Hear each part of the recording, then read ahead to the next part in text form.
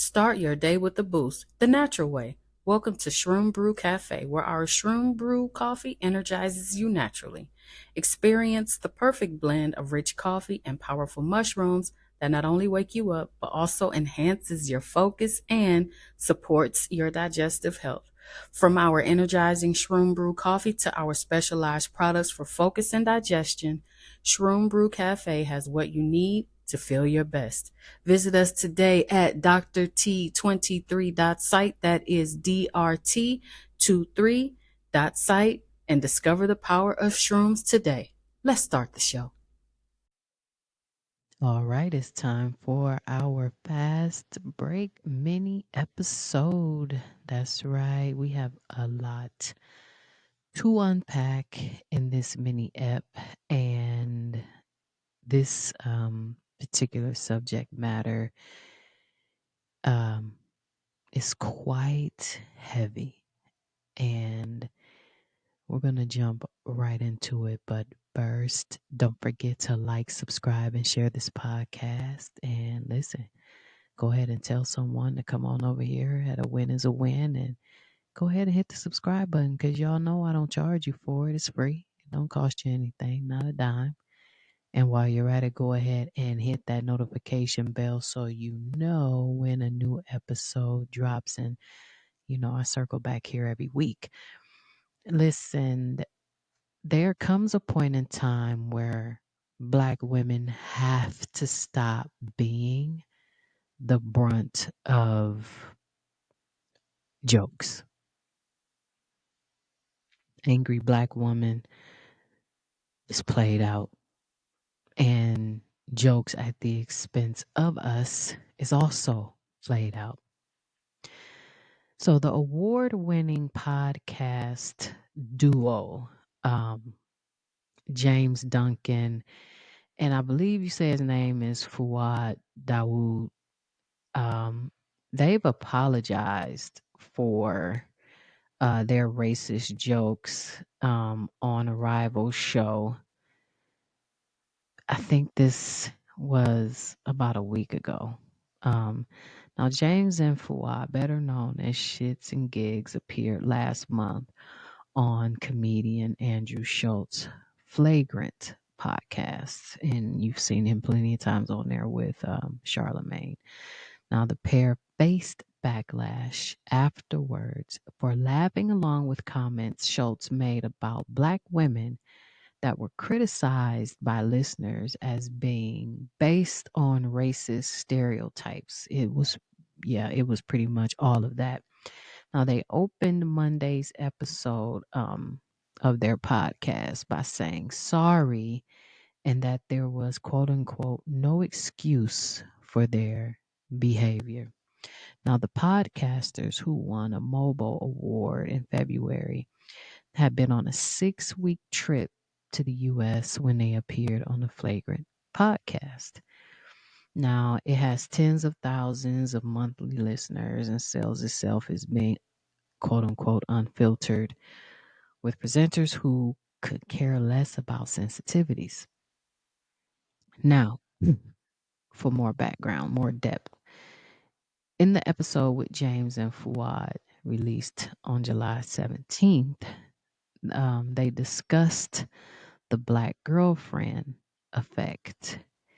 And the phrase inspired a TikTok before and after trend where mixed race couples would post pictures showing how their relationships had changed them. Now, in the podcast, Fuad starts by saying, Black women glow up the other culture and basically make their partners more stylish. Now, let me say this: the original Black woman glow up trend on TikTok was not that. It was actually a man basically giving his woman props for making him better. He hashtagged it and it took flight. That's where it started. Okay. Um, and it didn't have to necessarily do with the outward style. The young lady made him better as a whole collective. Um, so with James adding that their boyfriends may get a beard, tattoos, and a fade haircut. Like that's a stereotype within itself. They shave their hair because they start losing it, Schultz interjects. So he interjects and said that's not the reason why they're shaving it because, in other words, black woman is stressing them out. Um, and he goes on to say because he's so stressed to be around this black girl complaining all the time. Now pause for a second, sir. Is this something of a personal experience that you're having with whomever you were in a relationship with? Or is this something that you're leaning into heavily because of stereotypical conversations that have been had throughout social media, throughout other aspects of conversation about Black women? Okay. So then you have James and Fuad laugh along as Schultz continues. He says they grow their beards because they need a cushion when they get slapped. I think the black girlfriend effect, well, it might be a protective instinct. Now, there was backlash online with fans saying that the jokes played into the angry black woman trope of an overly emotional and aggressive personality. And we all know how that works, okay? You can't raise your voice and be a black one. Oh, she's angry. Here we go. Now, addressing the online reaction on Monday's podcast, James says Andrew was making a joke, frankly, a racist joke, and we were laughing at it. There's literally no excuse. Now, James says he's expected to be the person who would stand up, kick those cameras down, and smack Homeboy in the face. But here's his deeper reasoning. But when you're in there, you're in shock, he says, likening it to fight or flight. Now, hold on a second. Let's rewind this back a little bit here. You have the number one podcast because people come on there and they have no nonsense, no filter to say whatever. They're not sensitive to subject matter. So if this is how your podcast is set up, then I'm confused as to why all of those things wouldn't come into play when you knew that this was scathingly disrespectful, disguised as a joke, right? So at some point, you didn't even stand up for your own platform. Okay, I'm just wanted to see if I'm trying to put this in a different perspective because it just doesn't sound uh as accurate as he's trying to make it seem. He goes on to say it's not even about pity laughs or anything, Fuad asks. We just wanted to get out of that situation. James acknowledged their reaction really, really hurt people that look to us for support and look to us to feel protected. We're sorry. For me, it's one of them ones where you don't realize that when you're a part of a community, you don't realize you can hurt your own community, he says. Hmm. We don't condone, we don't appease that type of behavior. We don't rate it and we don't want it. You guys, you can't think that that we sat in that room rating what was going on. Now, here's what I have to say. You you definitely were rating it, and here's why. Because you had an opinion about it. You read the room, you felt the room out, and you felt like the uncomfortable jokes coming out of this white man's mouth about the the community to which you belong to which you stand up for, which you just said, you should be the one kicking the door down saying, hey, sir, we don't talk like this here on this platform. You didn't do it. So I don't then think that your point of not rating it sticks. It doesn't stick. You threw it at the wall and it didn't stick. In my opinion, that's how I feel about that. But here's the truth, okay? The truth is the disrespect towards Black women is a systematic issue, deeply ingrained in our media, our culture, and our everyday lives. Now, the kinds of jokes we heard on that podcast are reflective of a larger pattern of misogynoir, the intersection of racism and sexism that specifically targets Black women. And this goes beyond just comedians. It's in the beauty industry when we're told our natural features are unprofessional. It's in the workplace when our assertiveness is labeled as aggressive. It's in the media where Black women are often depicted as loud, angry, and difficult. Now, let's be clear here. Let's be real clear. This type of public disrespect isn't happening in a vacuum. Stereotypes that Schultz and his podcast guests use are part of a long history of anti Black women sentiment.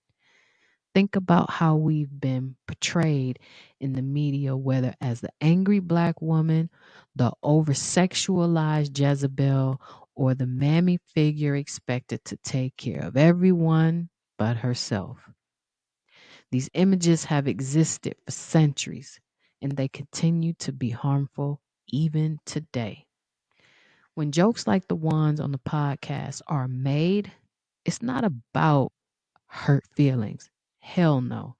It's about reinforcing a legacy of mistreatment and dehumanization that Black women have been fighting against for generations. These words have power and they have real world consequences. So, what needs to change? What needs to happen? First, accountability. We need to hold people with platforms accountable for the way they talk about Black women. Whether it's comedians, podcasters, or media figures, there needs to be an understanding that jokes at our expense aren't funny, they're harmful. Now, if you think about anti Semitic jokes, you clear it, canceled, cleared. It is sensitive. You don't do it. Asian hate. You don't do it. Homosexual, LBGTQ plus hate. You don't do it. But when it comes to Black women, when it comes to what we mean, how we feel, it's like a poem that I wrote. Black women are often set out like samples in a grocery store, set out to be picked over but never fully paid for. While the excuse me, while comedy often pushes boundaries, there's a difference between clever satire and lazy stereotypes. We also need to see more people, especially men, speaking up when they see this kind of disrespect.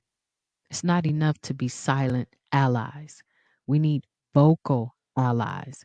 Black women have been standing up for ourselves for a long time, but we shouldn't have to do it alone.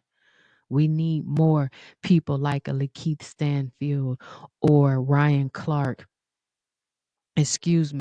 who are men who aren't afraid to risk their own reputations to defend us, to challenge their peers, and to demand better. Lastly, we need to continue uplifting positive representations of Black women in the media. The more we see Black women in positions of power, intelligence, beauty, and complexity, the harder it is and the harder it becomes for these stereotypes to thrive. We are multifaceted, and it's about time that the world started seeing us as that in that way. I'll say this before I get out of here. This isn't just about one podcast or one comedian. It's about a society that has consistently devalued Black women, and it's about time that we changed that narrative.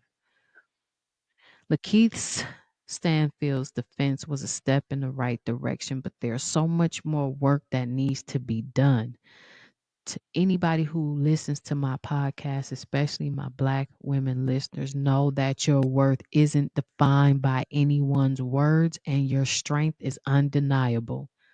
And to everyone else, let's make sure we're doing the work to protect and uplift Black women because, as we've seen time and time again, when Black women win, we all win. And speaking of a win, that does it for this week's mini episode. And don't forget, as always, keep pushing for those wins, no matter how big or no matter how small.